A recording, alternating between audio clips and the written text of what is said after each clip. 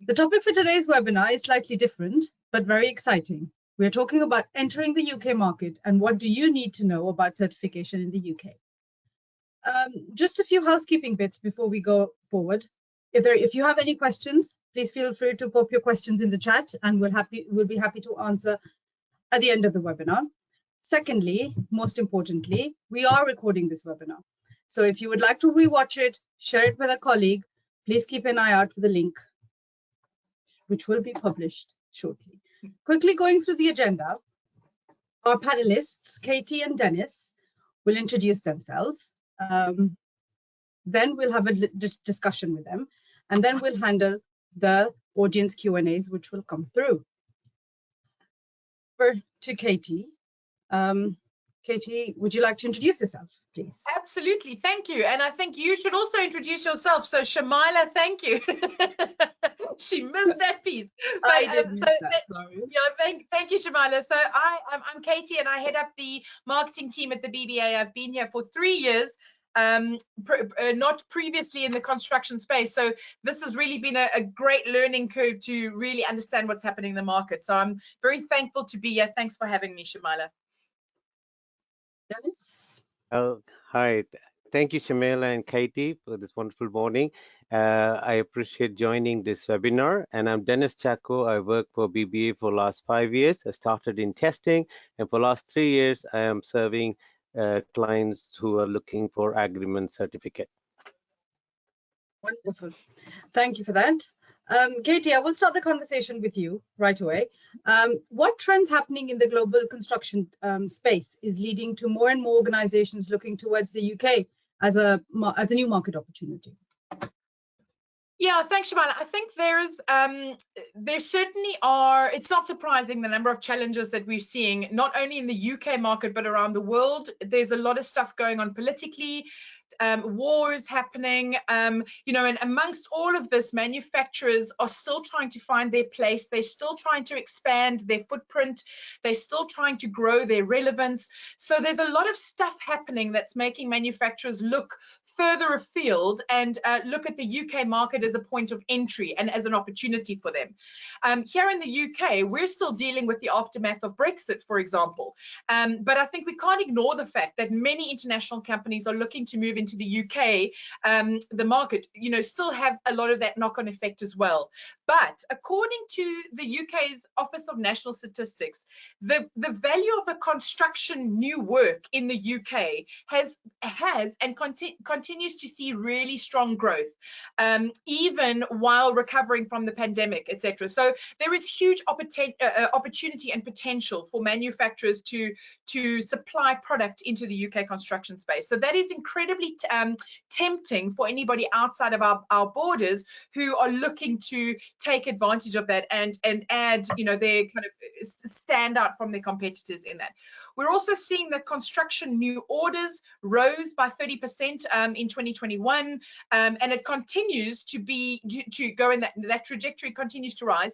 In 2021, we saw that it actually reached the highest level in over 45 years. Now think about just post-pandemic, that is quite something that just reiterates the message that that demand for good quality construction products and systems in the UK is there and continues to grow.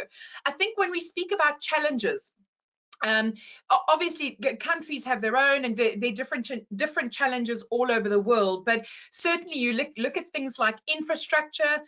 Some countries have better infrastructure than others, so you know, accessibility to new digital methods of working, new products that are technology based, you know, might be stronger or less. So there's a lot of stuff that is making manufacturers go, well, kind of review the markets they need to place their products in. Other challenges are things around currency and inflation rates, politics and policy, as I said, and obviously something that we feel here in the UK as well is the access to really good skill to be able to deploy those products. And I think some of those, especially with the worldwide imperative to drive our businesses towards a carbon neutral space, to make our environments more sustainable, you know, all of those factors are making manufacturers both here but specifically internationally also reevaluate where they need to be placed and where they need to be acting. So that's kind of why we're seeing a lot of trend into the UK market, because of what that opportunity offers them. Would you like to add anything? Yes, no, that was well put up by Katie. Just to add few things on that, like manufacturers constantly are looking for new avenues, and GB is always an attractive market. And what we see is many of the outside UK contractors, they come and work in the UK. I mean, look at the big contractors who are working in UK, the French-owned Vinci or Bovis from Australia, Royal BAM from Dutch, Skanska from Sweden, Multiplex Boys, and the list are endless. So what we see is the overseas owned companies make up nearly half of the UK's top 20 main contractors. So this UK market is always an attraction to many of the product manufacturers to come. And when these contractors who are well known in their respective countries, when they come to UK, they bring along with them those product manufacturers, hence become the UK being more attractive. At the same time, what we have seen is UK boasts a dynamic, hospitable market. Europe's third largest economy I mean, if you look at the UK market, this is the Europe's third largest economy on track to become the continent's largest by 2030. So it's a destination for all the international investors to come and launch their product in UK market. I mean, there are many other factors as well. Like UK is the easiest place to set up and run a business in Europe, and this is not. You can look at the data from the World Bank, and that's what the data is coming from. The low tax rate environment for foreign investors. It is one of the flexible labor markets in Europe. Is the least barriers for entrepreneurship in the world, and it's UK is considered as world leader in innovation. Right? At the same time, we got one of the most stable political environment if you look around the world. And as Katie mentioned, UK has got a booming economy. So all these factors working together makes the UK attractive for the manufacturers who are abroad to come and work in and launch their products in UK. Very, very interesting. Thank you, Dennis. Dennis, continuing with that, and I would like to tap into your extensive experience that you have. If you look at the customers that are importing into the UK and using the Agrément certificate as a way to enable that, what types of product sectors stand out particularly to you? Now that's a very good question. Now I would like to elaborate in a little different way. I mean, if you look at any building, whether it is commercial or residential, what you look at the building from outside does matter, right? The aesthetics of the building does matter. So when you ask me of the product sector, I would like to kind of go piece by piece, right? From going from outside to inside, right? So any buildings outside is what we are talking about is about the cladding. You go inside, a bit of insulation. How this insulation is set up is about the SIP panels. And at the same time, roofing is important for any building. So all of these main product areas like cladding, insulation, SIP panels, and roofing are the most important product sectors. If you want me to ask me where we do the most of the agreement certificate, and there are reasons for it. Now look at the claddings. It is called as ETICS, which is the external thermal insulation composite system. It can also be called as EVIS, which is the external wall insulation system. There are different names given to it, like facades, vechures, rain screen, render system. But these all have the same basic purpose: to protect the building from damage, keep the interior dry or warm, provide a presentable finish to the exterior of the building, right?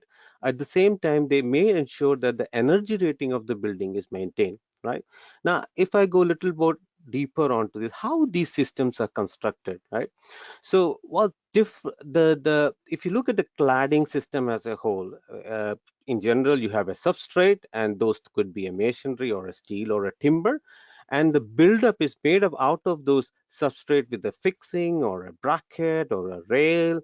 There could be an insulation as well, and there is a primer and adhesive layers, reinforcement and vapor control layers. All this goes into the part of the system. And at the end, we say about the surface finish, which could be which is a panel or brick tiles or brick slabs or render system, right? So cladding becomes one of the important feature of giving a building an aesthetic. Now, if we go a little deeper into it, right? The next, it could be an insulation or a SIP panel system. So let me touch base quickly on the insulation system.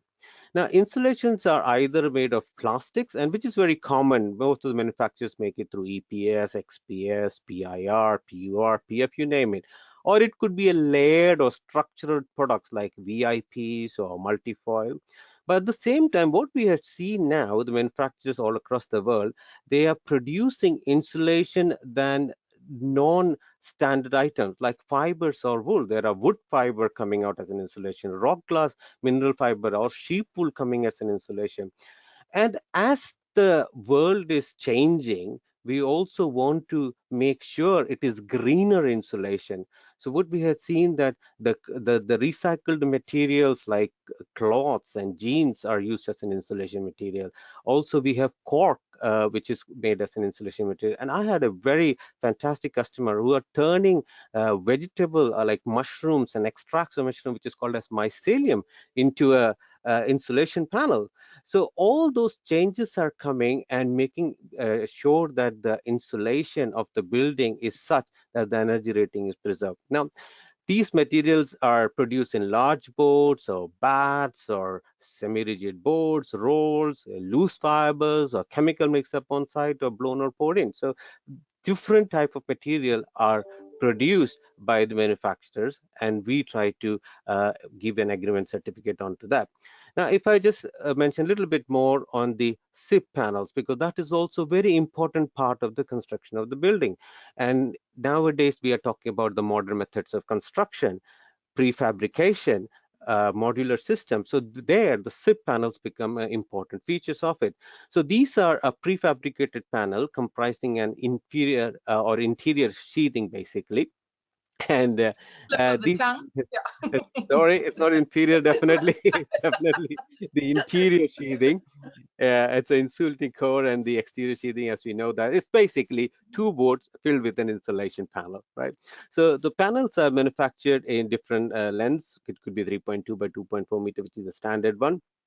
And this sheathing boards, which is the outside core of the SIP panel, it could be OSB, which is known as the oriented strand board, fiber cement board, calcium silicate board, or MGO board, or it could be an aluminum or steel. The insulating core between those two could be a PUR foam, which is either blown between the sheathing so the chemical process forms that bond within the boards, or it could be an EPS, which is adhesively bonded to the sheathing. Now, for BBA's assessment, most common SIPS panels are the OSB-based PUR foam. But at the same time, we do do the SIP panels agreement certificate for various other boards as well, right? And so, as I mentioned, the cladding, the insulation, the SIP panels, those are the important product sectors. And very quickly, I will touch base on the flat roof waterproofing as well. There are two main types. It could be a liquid applied, which is either hot or cold applied, or can be a single layer or mix of material. And then there are membranes, which are sheets basically. And that could be bitumen, which is built up with layers and melted, and also it could be self-adhesive. And also there's a single ply, which is a typically are plastic or rubber, EPDM, PVC, TP, OTP, etc. And these are typically found on the blocks, hospitals, schools, environment, commercial building, basically. So if in a nutshell, the product sector that we focus on are the cladding material, the insulation, the SIP panels, and the waterproofing and roofing system. Just to pick up, Dana, sorry, Shamala, before we move on to the question, just to pick on something you said, I think you've given a beautiful overview of all the products that we work with. But you picked up, you mentioned the client with the mycelium. I think what's really fascinating is what we're seeing a lot of is clients who might, or manufacturers who are coming up with incredibly innovative products, and they don't necessarily know where to go or how to use it or what to do, or how to test it even. And I'm sure we'll come up onto that in the discussion about why people use certification like the BBA. But we're seeing different types of products which have never been made before, that now we're starting to help clients understand the complexity and the performance of all of that, like the mycelium that's going to be used used in insulation or acoustic soundproofing, or all that kind of thing. So it's really exciting actually to see the amount of creativity. It's not to say we only do these, but it's actually to say anyone who has something and and they don't know where to go. We're also seeing a lot of that come in, going, well, can you help us with this? I know it doesn't fit into a category, but and quite often we say, well, let's figure out how we can help you. Let's see. So we're seeing a lot of that happen as well, which is really interesting. Thank That's you, good. Dennis and Katie. That was amazing level of detail. On that note, staying with you, Dennis, would you elaborate? And I know you briefly touched on the Agrément Certificate. Would you like to elaborate for our viewers what an Agrément Certificate is and why is it such a critical part to market compliance within the UK construction space? Yeah, that's a very good and important question, Shumaila. And if you can allow me extra minutes to speak on Of that, course, all yours. take extra time to explain that. So basically, what is certification? A certification refers to the confirmation of certain characteristics of an object or a product. It could be a process or a person or an organization. Now, in most cases, this confirmation is provided by some form of external review or an audit. So an accredited or an authorized person or agency assesses and verifies and attests in writing by issuing a certificate. And this certificate shows the attributes, the characteristics, the quality, the qualification, and the status of something or someone, right? So the assessment and the verification, and in accordance with the established requirements or standards, is very important, and that's where the certification leads to. Now, the United Kingdom Accreditation Services, which is UCAS in short, is the sole national accreditation body for the United Kingdom. And UCAS is recognized by government to assess against nationally and internationally agreed standards, agreed organization that provide conformity assessment services such as certification, testing, inspection, calibration, and verification, right? So accreditation by UCAS demonstrate the competence, the impartiality, and the performance capability of these evaluators. In short, UCAS checks the checkers, right? It is government policy to recommend the use of UCAS accredited conformity assessment services whenever this is an option. So the conformity assessment and accreditation policy in UK requires UK conformity assessment bodies seeking accreditation to do so from UCAS as the sole national accredited body for the UK, right? Now let me come by to pick up this BBA as a certification body, right? Like every good business, manufacturers would like to have a guarantee on the quality they deliver.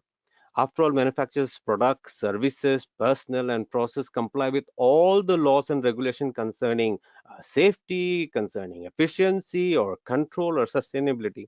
Now, these values all come naturally to manufacturer, but convincing potential stakeholders of that manufacturers matters a lot for the products as well. Now, BBA's certification service can help client to do just that, right? And BBA is one of the accredited body under UCAS. So the agreement certificate, as I said, is a UCAS accredited product and system certificate scheme, which enables manufacturers of products used in the construction industry to demonstrate their product's fitness for purpose. So agreement, if I go a little bit backward onto it, which in turn, or it was literally translated means approval. So BBS agreement methodology involves the detailed assessment of a product or system that establishes in a quantifiable way the performance of the product or the system that we can put it in our certificate. So the output of the assessment is in the form of agreement certificate, which others in the supply chain use to evolve the specification. Right? So the BBA agreement certificate is a mark of excellence based on rigorous national and European standards that validate a construction product specialist formulation capability and uniqueness. Right? So that's where the BBA agreement certificate come into picture. And if you look at the BBA UK as a market, those people who are the specifiers, the architects, the developers, or even the lenders, they want the BBA certificate because they have two choices. Either they will ask the product manufacturers, give us all the technical data, every test reports, they will go by themselves and they make engineering judgment and saying that, okay, this product is fit to purpose. Or they will pick up a BBA certificate and they say this product is fit to purpose. So it is much easier for any architect or developer to pick up a BBA agreement certificate than looking into various reports and approving that product. So that's where the agreement certificate or a third party independent body certificate makes viable and useful for any product manufacturers of the construction product. Yeah. And as Katie was saying, we help the manufacturers to navigate through the complex regulations.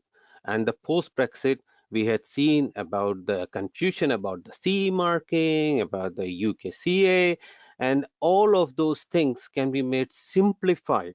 So by us, we can convert your ETA document, we can convert your CE into a UKCA, or you have any other DOP, you can bring to us, and we can channelize it either through an FPC or to a certification assessment or straight away into an UKC or UKTA conversion. So we can help to understand what is required by the UK building regulations for the product manufacturers and accordingly provide you the right certificate. Now, agreement certificate, although it is the best certificate that you can have, but there are times where you might need a different type of certificate. Maybe it could be a HAPA certificate for highways agency. It could be a window energy rating certificate. It could be a microgeneration certificate for solar panels. Yeah, or it could be simple as ISO 9001, 18001, 45001. In all those respects, we can help you to come into the UK market and sell your products.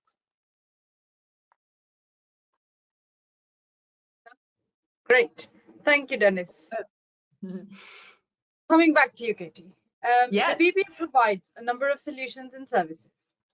But why does the industry use the BBA as a quality driver that enables a construction space? Look, I think anybody watching this recording, either live or afterwards, there will be no shock that Dennis and I are probably two of the biggest champions of the business. We're incredibly passionate. I mean, Dennis's knowledge is, I've been here for 3 years and I'm still learning. So he really knows his craft.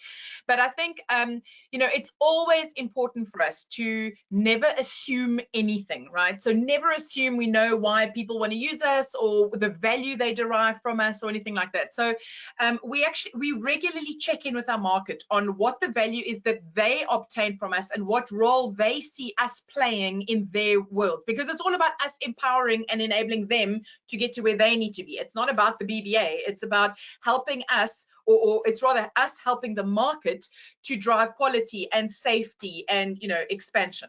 So some of the things, what we did is we actually put it out to the market a little while ago, and we do this quite often, where we say, what is it that you get from us, and from the certificate, how does it help you? So, you know, we've been operational for over 50 years. So, you know, the market definitely sees us as an organization that has stood the test of time, right? That we've been here for a long time. But the value is changing, the market is changing all the time. We touched on the innovation angle a little bit earlier. Standards are changing all the time, you know, and quite often, especially when we talk about innovation, there are no standards that a product will fit into. There's no box that it goes, okay, I am insulation or I am this. You know, we're talking about amazing things like 3D concrete printing, you know, of massive structures. We're talking about growing insulation from mushrooms and vegetable peelings. We're talking about using hemp to create building blocks and brickwork. You know, it's all of this really exciting stuff, and that doesn't necessarily fit into any particular one area. So so there's so many angles or reasons why manufacturers use us, and if not for the innovation and, you know, I'm not really sure where to go angle, they see us really as an enabler to market entry, because as Dennis was talking about really well about the Agrément certificate, it is something that has been recognized throughout the entire supply chain as the mark of excellence. And not because it's just a test and certify and forget. You've got the certificate, goodbye, good luck to you, off you go. It's because part of our certification process is an entire life cycle process for that product. So it starts right from the beginning in the assessment. We certify the product, making sure all the test reports are correct. But then after the certificate is done, we also continue that inspection of the production of that product to make sure that the standards are maintained in the production, because something as small as changing the color of, you know, a pigment in a product could have detrimental effects to the qualities and attributes of that product. So, you know, we look at that whole life cycle commitment when we do certification. And I think that's something that our clients value a lot of as well, because they feel looked after and secure, knowing it's not just I have a tick in the box, there you go, I'm off. So I think you know, that constant drive to quality and safety is what our client base and the market as a whole finds valuable through what we do. And that data that is put out through our product testing or through certification, that data enables decision making. It enables our clients to say, do we launch, don't we launch, do we move into that market or not, is this fit for purpose? We always speak about fitness for purpose. Is my product fit for purpose for what I'm intending it to use? Does it need to be installed in a certain way? Because it's all good having a quality that fits you know, the excellence bill, but what if you have someone that installs it incorrectly and completely nullifies the quality? So we look at all of that, and I think that's something that also resonates with a lot of our clients. And then, you know, we also obviously bundle it all together, and we say, well, let's look at what you need. So you might, as Dennis said, we have a lot of different services, but you might need quality management systems for your production and your certificate and a few other things. So we often look at a whole package that we can create something for our clients, as opposed to clients having to kind of source all these services independently. So we're really looking at how we can deliver better value to our clients through helping them get to where they want to where they want to be. And I think just you know, simple things like rising above the noise in the market. There is a lot of noise, and I mean, I'm in marketing, so your biggest challenge is always saying, how do I stand out? How do I put my flag here and say, look at me, you need to buy my product? So things like certification, where someone independently of your business speaks for you, things like that, that's gold dust. People say, well, don't just take my word for it. There's the certificate, it can demonstrate. So it's demonstrating performance, all of that stuff. And I think that's what clients, or specifically manufacturers, find very valuable about working with a BBA and the BBA certificate and services that we do offer. And by the way, it's not to say that the certification is the only thing we do. We work with a number of clients who might not be ready for the final certification. So we might just do initial product testing for them to get to a point where they feel confident to continue on with certification. So we kind of match clients wherever they are in their journey according to what they need. Right. And if I were to just specifically ask you about non-manufacturers, how does that apply to non-manufacturers? So Dennis touched on it very quickly earlier, but to continue on from that, we always look at our client base is really wide. It's the entire supply chain, because so many different groups of people use our certificates for different reasons, right? So manufacturers will use it as I said, a demonstrating fitness for purpose, or, you know, to verify so that they can sell their product into certain areas. But different groups use that same certificate and the data in that certificate for their own purposes. So, for example, an architect might be designing a building, and he has a very specific idea of what he'd like to achieve. It might be something to do with sustainability, it might be to do with certain design aesthetics, etc. So he will want to find certain products that matches the design, but that comply to the building regulations. So the architect will access our data through My BBA, which is our search portal, to see which products will fit the bill. Can I use? The warranty provider, for example, they're very aware of having to ensure ensure developments, but they're also thinking about where's the next claim coming from, what's the potential risk further down the line. So they will be looking for certificates that are installed in different developments, etc. They would be interested in knowing if that changes. So if certificates are withdrawn or suspended, they will be interested in knowing of potential information that might result in a number of claims, or what the risk might be in utilizing certain things. So they look at validating product claims through and claims not in insurance claims, but activity and behavior through accessing the certificate. The same thing with building control. They might want to have a look and say, is this being installed correctly? Does it require a specialist installation or installer? And can I just check and make sure that the person doing it is qualified? So there's all these different groups of people that use BBA certificates for different purposes. So we really do cater to the entire audience, right across the spectrum. Thank you, Katy. Dennis, is there anything you would like to add to what Katy has so eloquently put? No, that's brilliantly put up and well explained, Katy. I mean, I had call from a couple of architects last week, and I was chatting to because they were not able to find a couple of certificates, and I just kind of navigate them to find it. And I just asked a question, why are you using this certificate? And he said that, there are specification that has come through, and it is our job that every product that is specified has to have this BBA document along with that. And imagine building is going to be constructed after 2 or 3 years only. They are in the design phase at the moment, right? So the architects, when they are designing, they put the products in, and when they are putting the products in there, they are needing the BBA certificate. So Katy touched on that when we help the clients, we help the client throughout their product life cycle. So there could be an idea that comes to a manufacturer's mind, oh, let's make this product better or come out with a new product. And you come down and, just as Katy said, you do an initial type testing for that. And with that initial type testing, you can do your benchmarking or referencing with the existing product or what is in the market and see if this product is good to place in the market, or should we need to improve it. And if you want to improve or upgrade, you bring it back, redo the test, you are happy with the values, then you go to the next step for the certification. Right? And then we will do exhaustive test, which is required for certification, so that it will follow all the building regs. So what I'm trying to say is, if there is an idea generation that has come to make it happen to an agreement certificate, it almost takes 10 to 12 months minimum, right? And to get your specification on board for a building that is going to be built up after 2 to 3 years, so how much earlier you should be coming and contacting to a certification body like us, so that we can help you to progress with your product and launch your product effectively. Great. Staying with you, Dennis. What happens in the case when a product is manufactured, but it is sold via a distributor in the UK? A white label product, if you wish. How does the BBA help with that? That's a good question as well. And we had seen quite a lot of white label product, as you branded it, that comes into the market.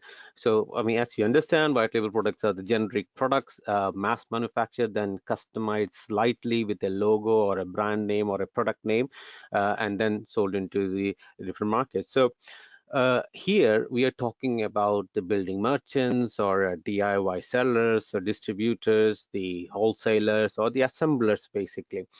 And there are manufacturers all over the Europe and world who want somebody as a local partner in UK to have their product to be sold. And then within UK, as we know, that the agreement certificate plays an important role. So it becomes paramount for them to have an agreement certificate. Now, if they are selling it in the white label product, there are two options for them. One is the manufacturers themselves go and have a full agreement certificate, and whomsoever they choose within the local UK company as a distributor or a seller, they can have a reproduction certificate or a piggyback on the certificate that is already there. Right? The other option is they give all their data to the local supplier, and they will apply for the full UK certificate and then sell it. So either way, we are happy to work with that. My personal suggestion would be the manufacturer should have the BBA certificate, and whomsoever they want to sell it within the UK with different suppliers, they can do so having a reproduction certificate, as we call it. Dennis, I'll stay with you. And that's the last question from me. So if somebody wants to get the process started, what happens and what do they need to know and do? That's really Right. good. So anybody wants to start the process with the BBA Agreement Certificate, what we need to do is to understand what their product is, where it is used, and how they want to launch it to the UK. So we send an application form if their product is ready to be used, which I meant is that they are already selling in Europe or any other part of the world, they got the related accreditation or testing details are already available. So they send us the detail, they can start straight away into a certification process. And I'll tell you about certification process in a minute. But if for any reason they are just the manufacturers, want to come into UK, they do not have any data, then I will try to steer them towards the testing route. So we can do some basic characteristic testing just to say whether it matches to the products data that are already available in the market. And if it does, the results that comes out, by all means, come into the certification process, right? Because once we have the certification agreement process starts, we will need their FPC to be in place. That means there is a factory production control is in place, ISO 9001 as the minimum one. We want the testing to give the results that will show us that it is fit to purpose. So the agreement certificate process start with, we send an application form, client fills the application form. It's a very simple application form which gives the details of the company, the product, the range of the product, how it is used. Then if they had already done the level of testing, they can mention that. And there are options as well that we have done all the testing, don't bother quoting us the testing, or you can say we have some testing, not sure if there is any gap, please fill the testing, or we do not have any testing, just quote everything that is in there. And the last page on that is where the manufacturing location is. So once we gather all that data with us, we are able to send a quotation within 4 to 5 days to the client. And once they sign up the quote, we allocate a certification engineer to the project. At the same time, there is a technical project coordinator who will liaise with the client, so that if there is any testing, this person will liaise with the testing, also with the audit and inspection team when the technical assessor has to go to the factory, and also he will liaise with the certification engineer and communicate with the client with the project initial letter. So he will get all the details as well as the schedule from start to finish when the project will be finished as well. And during the certification process, our assessor will go and visit the factory as a surveillance, and then we will set up the surveillance for the post-certification period as well. So when all the tests are completed, some of the tests we might not be able to, like fire test, we recommend to get it done from a other UCAS accredited lab, and we gather the test report as well. When all the technical evaluation is done, we prepare a draft report and we send it to the NHPC for their comment. At the same time, we send it to the client as a first draft to see if there is any changes they want to make. And if there are any changes which is possible to make, they can send it back to us. We will update that draft and send a second draft as a final draft saying that there is no more changes can be made. It doesn't mean you cannot do a change. If you make a change, then it will be chargeable basically. And once that is approved, you will get the final certificate in your hand, which can be used for the agreement certificate or as a specification. So there is, although this whole process takes a bit longer time, but this enables us to make sure that the product is fit to purpose, and this enables the client that what certificate they have got can be used by the specifiers and architects for the projects. Great. Katy, any thoughts? Anything you would like to add? I just wanted to add, just before we close, thanks Dennis for that. That was thorough, which is fantastic, and I think a lot of people will have the question on their mind of how it works. But I just wanted to add on to that. I think we have quite a large proportion of our business coming from outside of the UK borders. So we work with a lot of international organizations already, which is wonderful. And it's always an area we want to learn more about, how we can serve you, etc. Our specialist, area is helping organizations deploy their products into the UK market. But, you know, the BBA is full of a diverse bunch of people, and together we speak, I think the last count was over 19 languages. We're from over 25 different countries all over the world, you know. So it's, although our language is in English because it has to comply to British building regulations, etc., we have a really diverse bunch of people who you know, are ready to serve our international market really well. We have a dedicated salesperson, for example, to look at, and you know, we're always willing to hear from manufacturers outside the UK as to how we could serve them better and where there might be room for improvement, you know.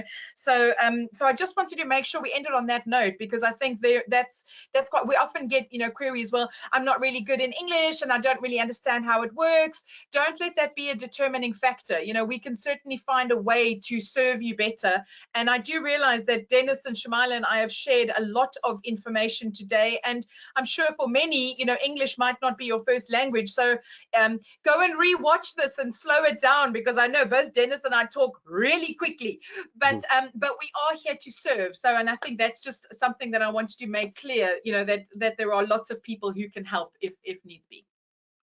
No, thank you for that, and thank you for joining us today. Thank you for being on the panel. I think Katy and Dennis have done a really good job in explaining and addressing all the questions, because we don't have any questions. If you do have any questions at some point, please feel free to send us questions on clientservices@bbacerts.co.uk. And before you go, I would just like to remind you that the webinar will be made available shortly. So if you would like to rewatch it or share it with a colleague, please keep an eye out for the link. Hope you all have an amazing rest of the day, and thank you for joining us today. Thank you and goodbye. Thanks, everybody. Thanks, Thank Dennis. you. Thanks, Shamila. Yeah, thank you. Bye.